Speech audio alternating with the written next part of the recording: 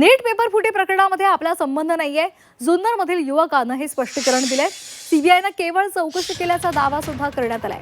ओंकार शिंगोटे याचं व्हिडिओद्वारे स्पष्टीकरण। नीट पेपर फुटी प्रकरणामध्ये जुन्नर तालुक्यातील एका युवकाला ताब्यात घेतल्याची चर्चा आज दिवसभर सुरू होती। या संदर्भात जुन्नर पोलिसांशी संपर्क साधला असता त्यांना काहीच माहिती नसल्याची सुद्धा माहिती समोर आली आहे। मात्र आता ज्या युवकाबद्दल ही चर्चा सुरू होती त्याच युवकानं समाज माध्यमांवर आपली भूमिका मांडली आहे। या प्रकरणामध्ये सीबीआयनं चौकशीसाठी बोलावलं होतं, चौकशी करून सोडून दिलं। या प्रकरणाचा आपला संबंध नाही असा दावाही ओंकार शिंगोटे यांनी केलाय।